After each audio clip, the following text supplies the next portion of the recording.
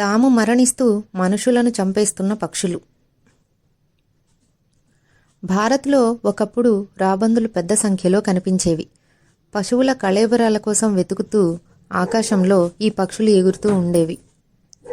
కొన్నిసార్లు విమానాశ్రయాల్లో విమానాలు టేకాఫ్ అయ్యేటప్పుడు జెట్ ఇంజన్లలో చిక్కుకుపోయి పైలట్లకు ప్రమాదకరంగా కూడా మారేవి.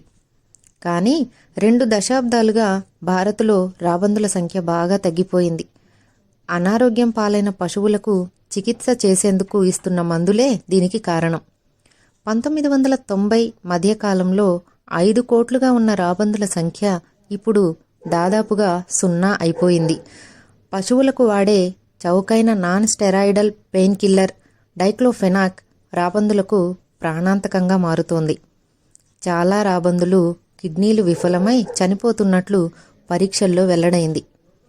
పశువులకు డైక్లోఫెనాక్ వాడకాన్ని ఆపేయాలని 2006లో నిషేధం విధించినప్పటి నుంచి కొన్ని ప్రాంతాల్లో రాబందుల మరణాలు తగ్గాయి. కానీ ఇప్పటికే 3 జాతుల రాబందుల సంఖ్య 91% నుంచి 98% వరకు తగ్గిపోయినట్లు స్టేట్ ఆఫ్ ఇండియన్ బర్డ్స్ రిపోర్టులో వెల్లడైంది. రాబందుల జీవక్రియ రేటులో అసాధారణంగా చర్యలు మేం గుర్తించాం. అవి డైక్లోఫెనాక్ను జీర్ణించుకోలేకపోతున్నాయి. ఫలితంగా వాటి కిడ్నీలు దెబ్బతింటున్నాయి అని Bombay natural history society principal scientist Vibhu Prakash కూడా అంతకుముందు చెప్పారు. పశువుల కళేబరాలను తినే ఈ భారీ పక్షులు చనిపోవడంతో ప్రాణాంతక బ్యాక్టీరియాలు, ఇన్ఫెక్షన్లు పెరిగిపోయాయని అమెరికన్ ఎకనామిక్ అసోసియేషన్ జర్నల్లో ప్రచురితమైన అధ్యయనం పేర్కొంది. ఈ అధ్యయనం ప్రకారం 2000 నుంచి 2005 మధ్యకాలంలో భారత్లో ఏడాదికి 1,00,000 మందికి పైగా ఇలాంటి కారణాలతో మరణించారు. రాబందులను ప్రకృతిలో పారిశుద్ధ్య సేవలందించే జీవులుగా భావిస్తుంటారు. ఇవి చనిపోయిన జంతువులను తింటాయి.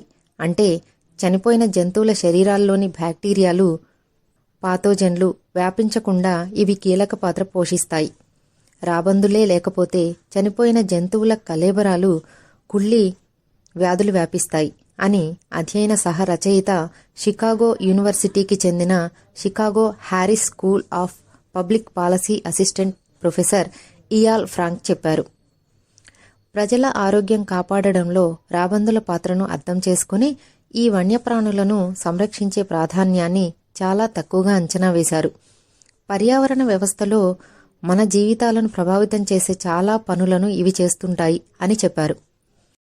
పెద్ద ఎత్తున పశువుల కళేబరాలు ఉండి వ్యర్థాలు సర్వసాధారణంగా మారుతున్న పట్టణ ప్రాంతాల్లో ఈ ప్రభావం ఎక్కువగా ఉందని కూడా పరిశోధకులు గుర్తించారు.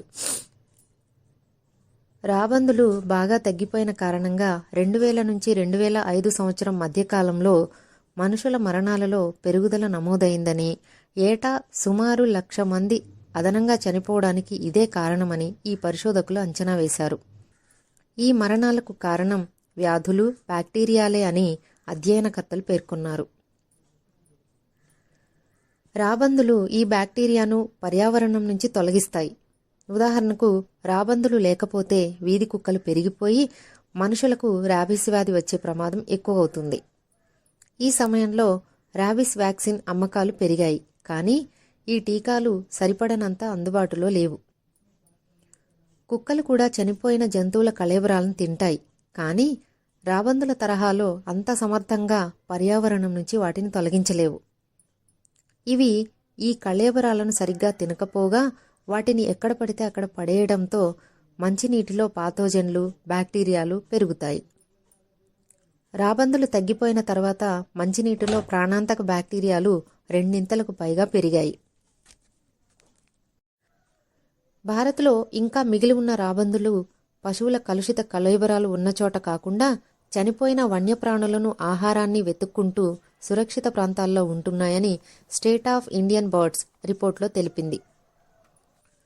పశువులకు ఇచ్చే మందులు రాబందులకు ఇప్పటికీ అతిపెద్ద ప్రమాదంగా ఉన్నట్లు నిపుణులు హెచ్చరిస్తున్నారు.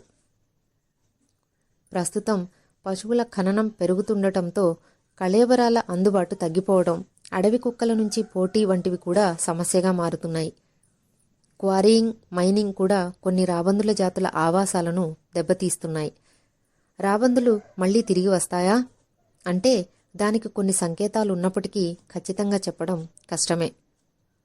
ఇటీవల ఒక సర్వేలో దక్షిణ భారతదేశంలో 300కి పైగా రాబందులు ఉన్నట్లు గుర్తించారు. కానీ రాబందుల సంరక్షణకు మరిన్ని చర్యలు తీసుకోవాల్సి ఉంది.